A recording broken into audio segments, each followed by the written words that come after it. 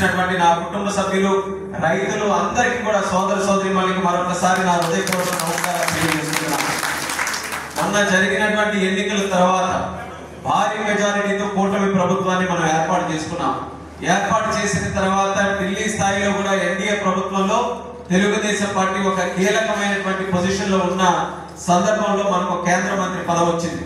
ఆ కేంద్ర మంత్రి పదవి చంద్రబాబు నాయుడు గారు మరొక ఆలోచన లేకుండా శ్రీకాకుళం పార్లమెంట్ సభ్యుడిగా గెలిచినటువంటి నాకు ఇస్తే ఆ రోజు కేవలం ఆనందపడింది నేను ఒక్కడినో, నా కుటుంబమో కాదు, యావత్ శ్రీకాకుళం జిల్లా అంతా కూడా నా బిడ్డకొచ్చిందనే ఆనందం మీరు అందరూ కూడా వ్యక్తపరిచారు.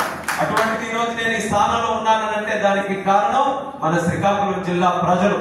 అది గుర్తుపెట్టుకొని కేంద్ర మంత్రి పదవిలో నేను కూర్చున్న తర్వాత సివిల్ ఏవియేషన్ మినిస్టర్ గా నేను ప్రమాణ స్వీకారం చేసిన తర్వాత ఆ రోజే ఒక నిర్ణయం తీసుకున్నాను. ఎట్టి పరిస్థితుల్లో మన శ్రీకాకుళం జిల్లాలో 10 కాలాల పాటు నిల్చుండిపోయే విధంగా ఒక ఎయిర్పోర్ట్ నిర్మించాలని ఆ రోజు ఒక నిర్ణయం తీసుకుని ముఖ్యమంత్రి గారు చంద్రబాబు నాయుడు గారి దగ్గరికి వెళ్ళారు. వెళ్ళిన తర్వాత చంద్రబాబు నాయుడు గారు రాష్ట్రం మొత్తం మీద ఉన్నటువంటి ఒక ప్లాన్ చెప్పారు.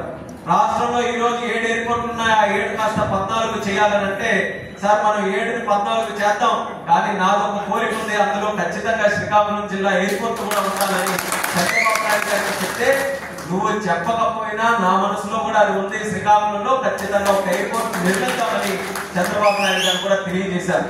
చంద్రబాబు నాయుడు గారి ఆలోచన ఎలా ఉంటుందనంటే మన శ్రీకాకుళం జిల్లాలో మూలపేట పోర్టు వస్తుంది, మూలపేట పోర్టుకి అనుసంధానం చేస్తూ ఎయిర్పోర్ట్ కట్టమని ఆ రోజు ఒక సూచన ఆయన నాకు చెప్పడం జరిగింది. అది చెప్పిన వెంటనే అచ్చెన్నాయుడు గారితో మేమిద్దరం కూడా మాట్లాడాం.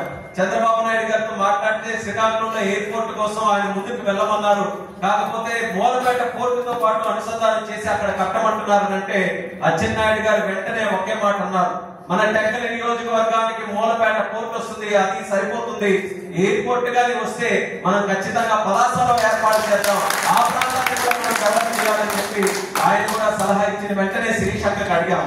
శిరీషక్కకి అడిగి ఈ రోజు ఎయిర్పోర్ట్ అంటే 1,00,000 ప్రశ్నలు వస్తాయి, 1,00,000 ఎదుర్కొనే కష్టాలు వస్తాయి అని చెప్పితే కష్టాలు రోజు వస్తాయి కానీ ఎయిర్పోర్ట్ లాంటి అవకాశం మరి ఇప్పుడు కూడా రాదు.